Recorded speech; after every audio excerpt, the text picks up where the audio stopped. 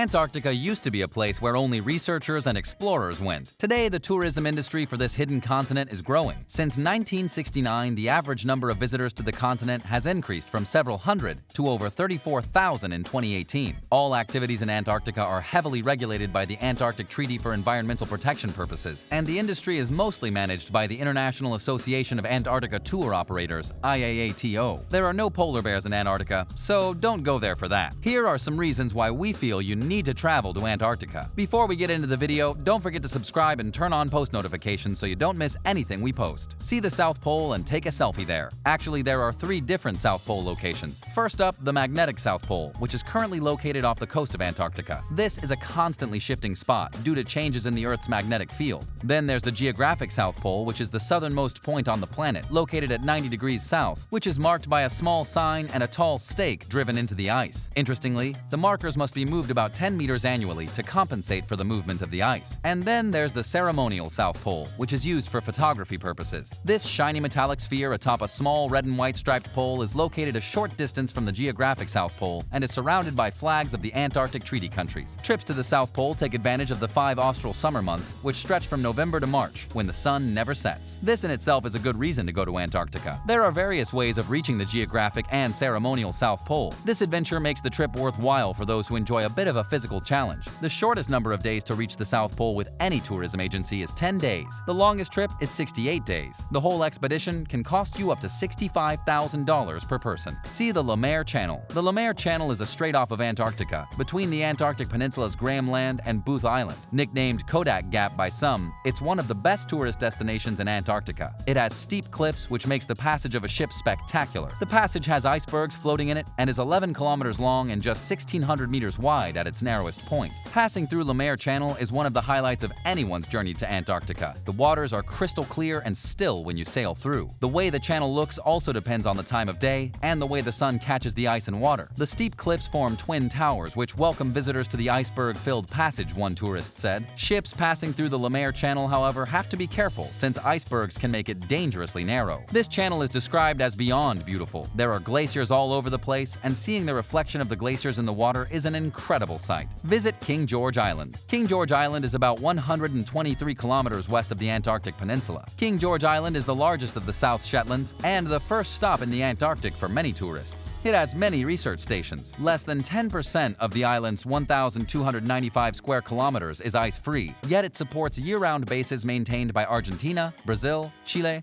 China, Poland, Russia, South Korea, and Uruguay. The island has developed roads and less developed tracks, which stretch for 20 kilometers. If you ever wanted to see an Antarctic research station, then this is your chance. Other highlights on or close to King George Island include spending days exploring the Antarctic Peninsula and South Shetland Islands, conquering the notorious Drake Passage, learning from polar experts about the wonders of the Antarctic region, coming face-to-face with amazing polar wildlife, marveling at immense icebergs, and spending time watching a soaring albatross. If you want to experience the Antarctic, then King George Island is not a bad place to start. Visit the Penguin Post Office. In the middle of the Antarctic Peninsula is a post office manned by a dedicated team and surrounded by fantastic scenery. This black and red shack built in 1944 is surrounded by ice, water, and penguins. It's situated in Port Lockroy, Antarctica. The only reason for the existence of the post office, except for the gift shop, is so that 18,000 tourists annually can make the trip there to send a postcard home with a Penguin Post Office stamp on it. How cool! Visit Deception Island. Deception Island is one of the most incredible islands on the planet. Deception Island is an island in the South Shetland Islands, close to the Antarctic Peninsula. This island is actually the caldera of an active volcano, which seriously damaged scientific stations in 1967 and 1969.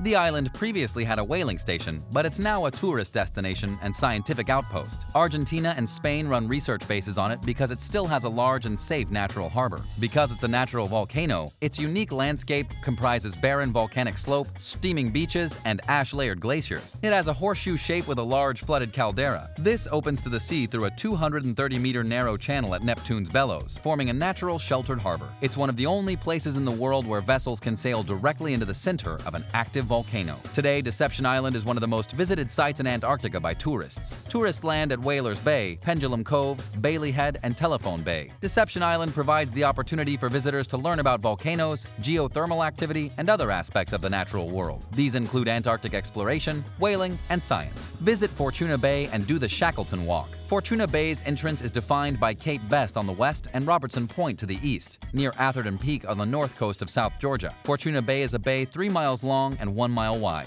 It's named after the Fortuna, one of the ships of the Norwegian-Argentine whaling expedition under command of C.A. Larsen. You can visit Fortuna Bay as part of an expedition/cruise, usually including the Falkland Islands and Antarctica. Fortuna Bay and the entire island has spectacular scenery and amazing wildlife. In fact, the whole area is amazing, like no other place on Earth. The wildlife includes seals, penguins, and birds. At Fortuna Bay, you can go ashore per Zodiac and find yourself between 14,000 king penguins. What an experience that must be. Here you can also do the Shackleton Walk over the hill to Stromness. It's only the last section of the walk Shackleton did to find help for his stranded men. This is also an amazing experience. Bransfield House. Near the Penguin Post Office is Bransfield House. In 1996, Britain beautifully restored the original station building, Bransfield House, the main building of Base A. Inside, you'll find a display about the station's history. Artifacts include clothing from Operation Tabarin, a clandestine 1944 radio transmitter, a wind-up HMV gramophone with Noel Coward's 78 RPM records, and a pair of wooden skis apparently purchased from the Gratuvican whaling station stores in South Georgia in 1957. A scientific highlight includes a restored Beastie, an early apparatus for upper atmospheric research. The house also includes a full-length portrait of Marilyn Monroe painted on the back of the generator shed door. The generator shed is now a gift shop. 3 UKAHT staff members live at Port Lockroy in the summer to maintain the historic site. To manage the number of visitors, UKAHT allows up to 350 people to visit per day, but no more than 60 are allowed ashore at once. If you love history, you will love your visit here. They've done a wonderful job preserving the unique history of old research stations, with all the old items and tools and the living quarters with drawings still on the wall. It's literally like stepping back in time.